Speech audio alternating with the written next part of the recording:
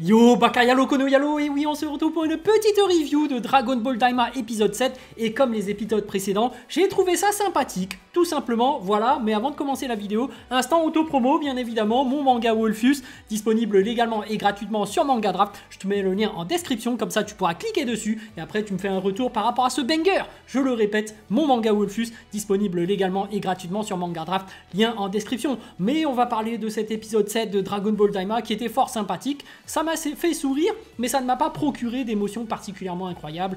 Voilà, on enchaîne sur les aventures de Goku, plutôt les vacances de Goku qui est au Club Med. Il s'amuse, tranquille, aucun challenge, il se promène tranquillement, voilà, c'est amusant, c'est sympa, tu gardes le sourire, mais il n'y a pas d'enjeu. Comme d'habitude, et ça avance à un rythme vraiment très lent.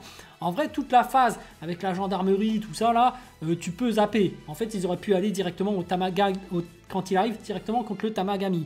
Mais effectivement, on apprend que par rapport à Vegeta et son groupe, enfin, on skip le moment où ils vont aller vers le gros poisson pour le code PIN. Direct, c'est l'autre qui va le chercher. J'ai trouvé ce passage amusant. J'ai trouvé la blague très drôle. En plus, le guide, il a un côté voilà, rigolo. Je le trouve très drôle. Après, c'est ça Dragon Ball Daima, j'ai l'impression. C'est que c'est des bonnes blagues. Il y a une vibe One Piece en vrai, je trouve. Je trouve qu'on découvre le lore de Dragon Ball et c'était ça la particularité dans One Piece, c'est qu'on te décrit vraiment le lore du monde et ça tourne vraiment autour du lore. Là, j'ai l'impression que pour Dragon Ball Daima, par rapport à Dragon Ball à l'origine où tu vivais des aventures, il y avait un dépassement de soi, tu avais carrément des aventures pour Goku et une progression par rapport à son art martial, c'est-à-dire qu'à chaque fois qu'il passait des aventures, tu avais un Tenkaichi Budokai pour réévaluer son niveau et à chaque fois qu'il voyageait, il affrontait de nouveaux adversaires et même il subissait des défaites. On se rappelle que même au tout début, quand il rencontre Yamcha arrivait à battre Goku, Goku perdait, donc après, parce qu'il avait faim, mais après il évoluait. Même après, quand il affrontait cette espèce d'homme lapin qui pouvait te toucher et te transformer en carotte, on n'a pas développé le lore de ce personnage, mais on voyait que Goku était quand même en difficulté. Même après, il se fait emprisonner par Pilaf, voilà, il est obligé de se transformer en Ozaru. Tu voyais que Goku subissait quand même des défaites. Même au Tenkaichi Budokai, tu voyais que Jackie Chun était plus fort que lui. Et même quand il s'entraîne avec Muten Roshi, tu voyais que Goku avait beaucoup à apprendre. Là, dans Dragon Ball Daima, Goku n'a pas grand chose à apprendre. Il fait une démonstration de sa puissance. Par exemple, là, il y a la gendarmerie qui arrive. Finement, ils arrivent à échapper à la gendarmerie, c'est-à-dire que Goku va utiliser sa téléportation à un moment donné pour échapper aux gendarmes. Et effectivement, Goku est largement plus fort que les autres, il n'a même pas besoin d'utiliser la violence, il utilise des astuces, ça marche. Tu vois vraiment que le lore de Dragon Ball Daima est développé. Par rapport à cette histoire-là, on apprend que voilà, ce collier est fait en Kachin, pardon. C'est le fameux métal qui était déjà décrit dans Dragon Ball Z, où il y avait Kaioshin qui faisait apparaître un cube de Kachin, et il avait lancé sur l'épée la Z-Sword qui s'était brisée pour libérer le vieux Kaioshin. Bah voilà, Kaioshin, tu vois, qui contrôle plus ou moins ce métal, il est capable d'en faire apparaître, et il est également capable d'en faire disparaître. Et tu vois une démonstration de force également de Kaioshin, qui est là, qui est capable d'utiliser sa magie pour faire non seulement disparaître ce collier, donc libérer la fille, j'ai oublié son nom, bref, Panzi, voilà, Panzi libéré de ce collier, du joug de ses oppresseurs, de cette gendarmerie, et finalement, bah, même Kaioshin commence à utiliser ses pouvoirs pour repousser un vaisseau dans un autre, donc tu vois vraiment que Kaioshin n'est pas nul. Tu vois que Glorio utilise ses pouvoirs de foudre, effectivement sa magie est liée aux éclairs, ça rappelle un peu Star Wars par rapport à Dark Sidious ou ceux qui sont capables de jeter des éclairs. Il y a une vibe Star Wars, puisque lui, Glorio, je trouvais déjà dès le début qu'il avait un chara-design qui rappelait Han Solo. Donc, c'est sympa à voir. Il s'amuse. Il n'y a aucun danger. Par rapport à la gendarmerie, tu vois vraiment que Goku, Glorio, Kaioshin, ils sont carrément plus forts que tous ces mecs-là. Ils les défoncent easy. Donc, ils auraient pu les défoncer, tout simplement, lorsqu'ils ont été contactés et interrompus. Mais après, ils ont voulu la jouer fine, mais au final, ça n'a pas marché.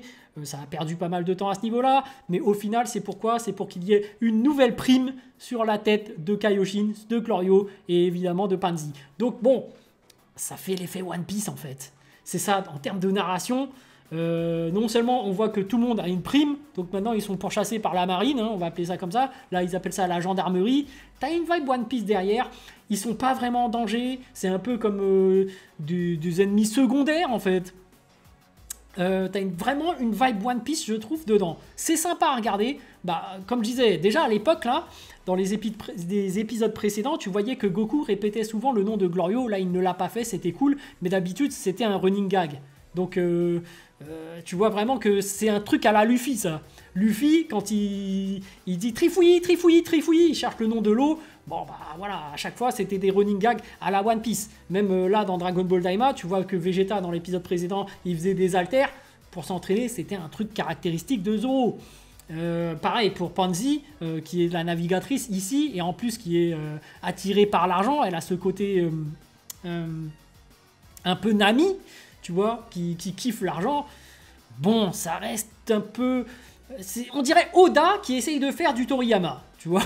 C'est-à-dire que il y a des moments où tu vois son côté One Piece qui reprend le dessus, mais parfois il arrive à faire des blagues à la Dragon Ball, donc ça marche. Donc tu passes un bon moment. En fait, vu que moi j'aime bien One Piece, parce que je fais des vidéos sur One Piece sur ma chaîne secondaire, Je Fonce Prime, et en même temps, bah, je fais Dragon Ball sur celle-ci, bah tu vois, je kiffe les deux, mais je préfère quand même Dragon Ball à One Piece. Donc là, j'ai l'impression de voir du One Piece dans du Dragon Ball.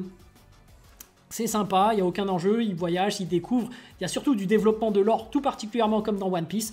Bon, c'est sympa, on apprend également l'ancien nom Nahare de Kaioshin. Voilà, il s'appelle Nahare à l'époque. C'est sympa, mais ça va rien te rapporter de plus par rapport à l'histoire. Tu vois? Donc oui, c'est du développement de l'or. C'est sympa, c'est à la One Piece. Bon, après, tout ça, au final, on aurait pu s'en passer. Mais bon, comme je le prédisais, si Goku vit ces aventures-là et sauve les gens de ce troisième royaume, c'est certainement pour qu'à la fin, il réclame l'aide de ce troisième royaume pour effectivement générer un Genki Dama. Je le prédisais, ça va finir comme dans Dragon Ball GT, je sens un Genki Dama à la fin. Mais voilà, on va voir que Goku va vraiment sauver ce troisième royaume. Finalement, ils arrivent au niveau du Tagagami. Voilà, ça fait un peu RPG, hein, faut dire ce qui est. Quand tu as un emplacement où tu as un boss qui attend tranquillement, tu peux y aller, tu peux dire j'abandonne, hop, il te laisse partir, tu vas te régénérer, tu reviens, et si t'es pas à la hauteur, bah, tu retournes à côté farmer, et tu montes de niveau, et après tu reviens par rapport au Takagami. Donc bon, ça fait RPG, mais voilà, il n'y a pas de danger finalement, parce que tu vas, si t'es con, bah, tu insistes jusqu'à ta mort, donc effectivement c'est compliqué, mais là, à ce stade-là, tu peux abandonner à chaque moment venu. Donc bon, où est le danger? En plus, tu vois la preview de cet épisode, Goku se tape contre lui en forme normale. Donc c'est pour te dire que en fait, il n'est pas si fort que ça, ce Takagami. Surtout que c'est le numéro 3. Ça veut dire que les deux suivants sont plus puissants que lui. Et pourtant, ils te disent que ce mec-là aurait a priori battu Dabra. Dabra qui est niveau SSJ1 full power. Donc ça nécessiterait que Goku, comme il est plus petit, se transforme en SSJ1 au moins. Minimum. Mais comme il est petit, normalement, il est même être un peu moins fort que le SSJ1. Donc, obligé à lancer le SSJ2. Mais on va voir comment ça va se passer, parce que là, il gagne du temps. Parce que, franchement, Goku qui arrive dans la ville et qui dit « Oh, finalement, avant de combattre, j'ai besoin de manger, j'ai besoin d'aller chier. » Est-ce que c'était nécessaire? Est-ce qu'on perdrait pas un peu trop de temps? Après, oui, c'est drôle pour certains. Là, la blague, moi, je trouve que c'est un running gag de trop encore. Et là, j'avais même l'impression que c'était même pas sous forme de blague. En fait, je l'ai même pas vécu comme une blague.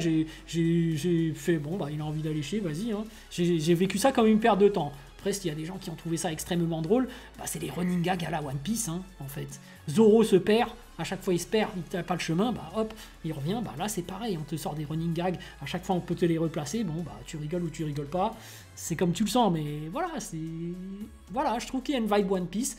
Ce n'est pas déplaisant, je trouve ça cool, j'ai passé un bon moment.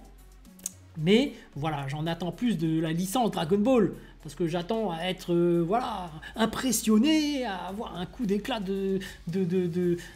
un coup d'adrénaline, de ressentir l'épicness, de ressentir un truc, quoi. Et même dans Dragon Ball, je le vivais quand même. Dragon Ball, il y avait des trucs exceptionnels.